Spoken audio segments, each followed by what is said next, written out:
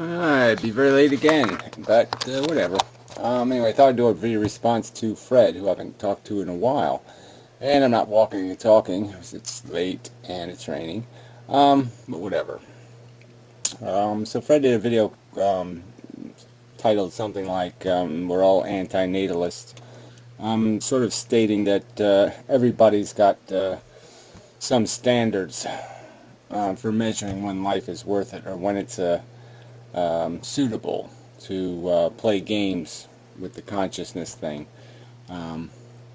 He didn't exactly say this, but yeah, there's obviously people who wouldn't manipulate or play games with, torture, risk animals, to like test their lawnmower or something. They would recognize that this would be a stupid thing to do, to put a sensitive creature in jeopardy. They like to minimize those kind of risks. They could even be vegetarians and have a sense of empathy. But then when it comes to having kids, they think it's an entitlement, some sort of natural thing.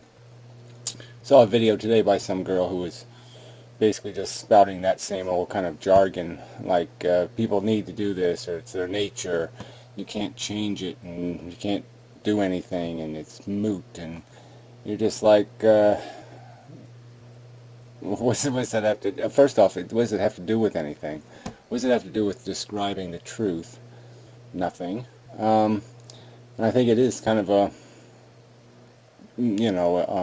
a bold truth. And I think it does have an environment that's more conducive to the conversation, because in the past, religion did stifle any kind of philosophical conversation that was irreverent, that didn't pay homage and respect the God-style philosophies, even just the generic idea of God, even if God had been turned into Mother Nature or Gaia or some other happy-pappy,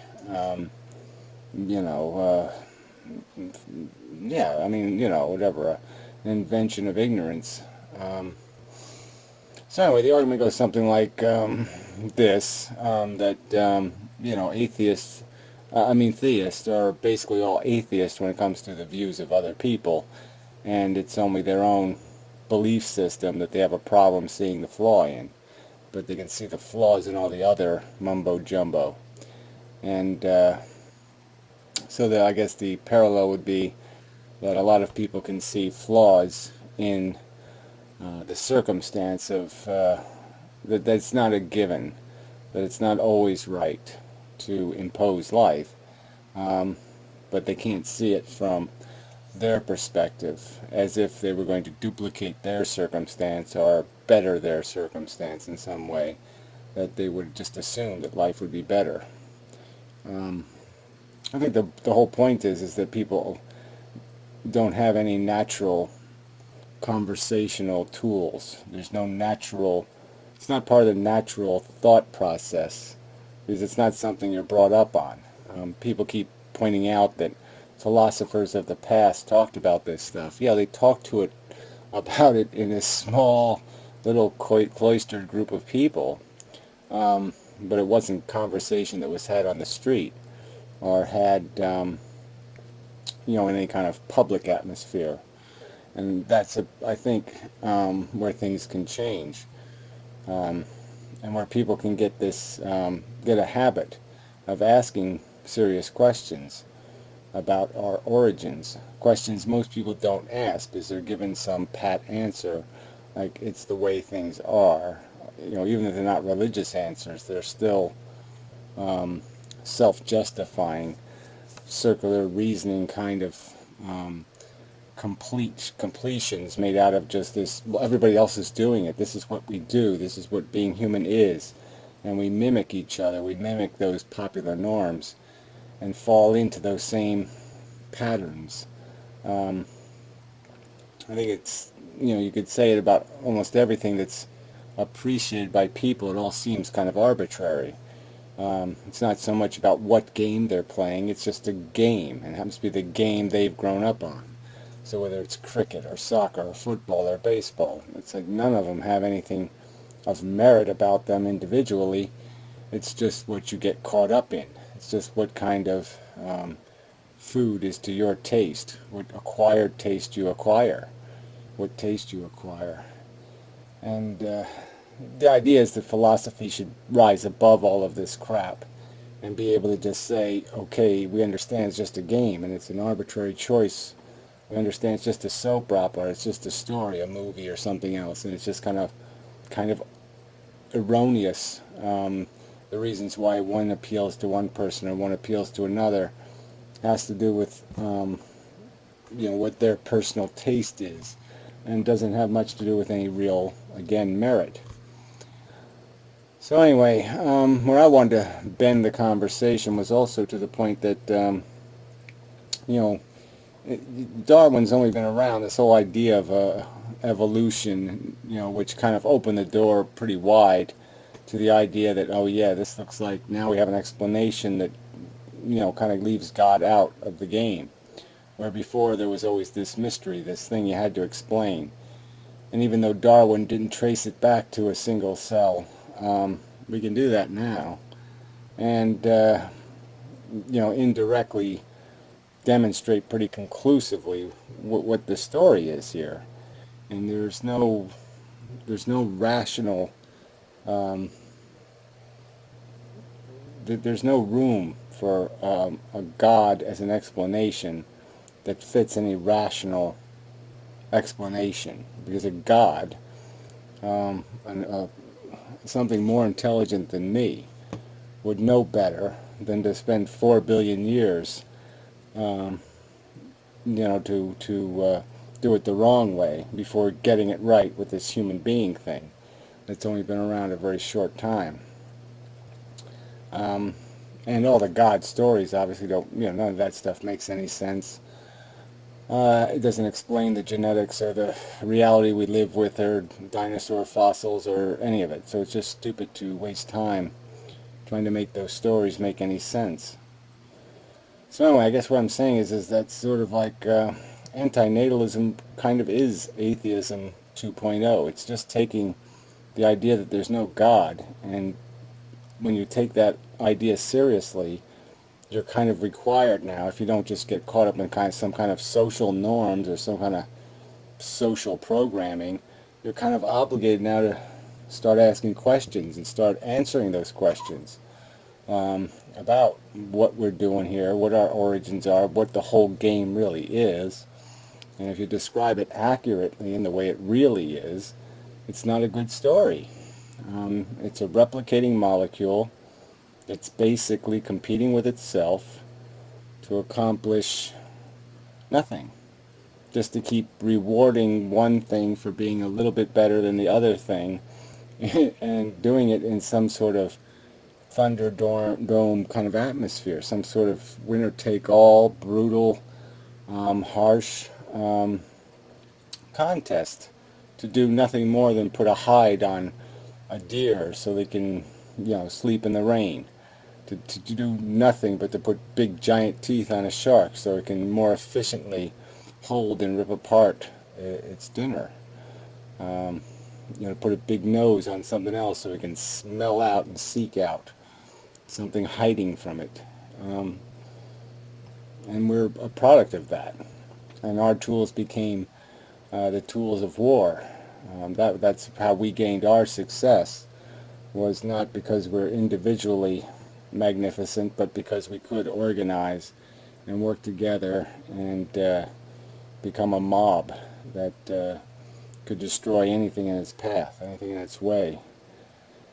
And so it's not a good story. Our origins aren't a good story. What life is doing in the real world, the natural world, isn't a good story. What human civilization has managed to do, which is have a lot of stupid wars, waste a lot of time playing ego games. I'm better than you because I have a Maserati and a mansion and marble floors. We got pyramids and cathedrals and all kinds of monuments to just waste.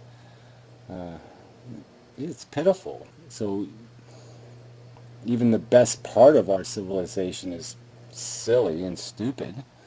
Um, yeah, so it's all pretty depressing, pretty lousy, pretty rotten. And there's no happily ever after to this molecule's progress. It's just going to keep providing instruments of war.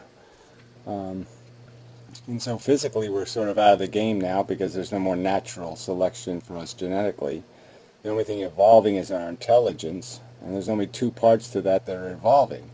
One is the technology, which seems completely devoted, um, to it's completely owned by capitalism. So it ends up being just an instrument of the industrial complexes, whether they be control of the mass media or silly entertainments, um, or preposterous Super Bowl phantasmagorical extravaganzas, halftime shows, or a military-industrial complex, so we can do some more of that, DNA molecule destroying DNA molecule bullshit. Um, do some more competing for nothing, fighting, because that's what we're made to do. Um, Unfortunately, and that's what the ego is going to drive us to do. Yeah, it really is depressing. Anyway, so what else? I was talking two things, right? Yeah, so we got the technology part, and the other part that's evolving is our philosophical understanding, our this shit, um, how we can describe our circumstance, and how honest we can be about it, and how accurate we can do it in terms of understanding where we are and what we're doing here, and how we can function, and what the solutions are. And that's the other side to this intelligence thing. And I would argue that it's just inevitable that this negative perception is going to have to be the winner in the end, because it's the truth. It's just this. It is that simple. It's the truth. I'm sorry, but it's the truth. The universe is cold and chemically, and it's full of acid and nasty, and it's just brutal. It's matter cooking. It's matter freezing. It's matter flying apart. Um, and in this little sanctuary where we have a little bit of protection, this happened. And but all this chemistry is been manufactured to, consume, reproduce, cannibalize, and through a mechanism of sensitive want, a mechanism of passion, that compels us, not reason, not logic, not the intelligence. The intelligence can only really be a slave to our addiction, in terms of having a functionality. I mean, if we weren't making a problem, intelligence would have nothing to do. The best part of intelligence is figuring out how to do something to satisfy and comfort the afflicted. So, so I just think, these people who think it's futile to have the conversation, I think they're being silly, especially when they have nothing but silly mush to argue about why life means something. The mush of what's the way it's always been, or it's nature says so, it's our nature, like that somehow is a justification. I know for most people nature is like life, a little fluffy, happy word. And if not happy, it's somehow it's balanced. It's got a circle thing in it, like the Lion King. It's all circly, but it's not. It's a DNA molecule, being engineered to be a better computer, and that's how it's been cooking for 4 billion years, and just by bizarre circumstance, we're able to step out of the maze, to climb up on the walls because we have this intelligence, to look at it, to survey the circumstance, and to say, is this a game worth playing? And certainly to say, is it ethical to force somebody else to play it? I don't think so. Because there's nothing to be gained. There's nothing to be gained to drag somebody out of nowhere and throw them into this poorly constructed somewhere. It's not good enough. It can't be good enough because the only thing it feeds on is this competition, is this gratification through consumption. And the only way to consume to satisfy an ego is usually at something else's expense. Yeah. So anyway, so I guess my point would be is that atheism isn't just not being religious. Isn't just rejecting a stupid religion and keeping your dumb religion, or rejecting all religion. It's really got to come with the component where somebody has an alternative explanation for our existence. And I don't think an honest alternative explanation can at all justify the friction that's obvious, the waste that's obvious in how we're functioning. If the maze game was an engine, you wouldn't turn it on, because it consumes more than it produces. It's just obvious. Yeah. Alright, enough of a video.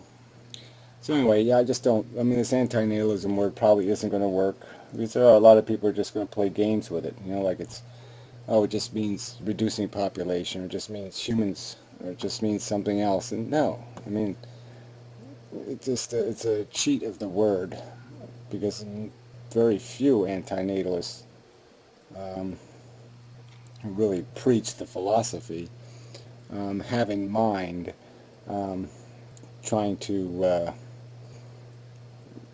somehow make life better by reducing the amount of it. It's not just that there's too much of it, it's that it's too messy. And it's not just that it's a human problem, it's a sentient creature problem. And the easiest solution is to quit imposing it, quit creating new victims. And that's what it means. It just doesn't mean, have one baby instead of two. It's more than that. So anyway, we'll have to work on that one. Some other jargon. Anyway, enough of a video. So, till next time. Oh, I'll post a link. I am working on a little pyro thing that I was working on something else, and I said, well, I can do this. It's almost like a subscription box, except it's not your subscription box. So I don't know whether it's going to be of much value. Well, we'll see how it works out. So it'll just be a bunch of people I'll have on a list, and if they made a recent video, it should show up sooner or later. And so, yeah, it may or may not be of use. Figure that out. Anyway, I'll post a link. So there's 3 pages now. There's logic, antinatalism, and then whatever group of people I'll put into the group. I guess mostly people who are talking on this subject will be in that subscription group, or whatever. So anyway, enough for this video. Till next time.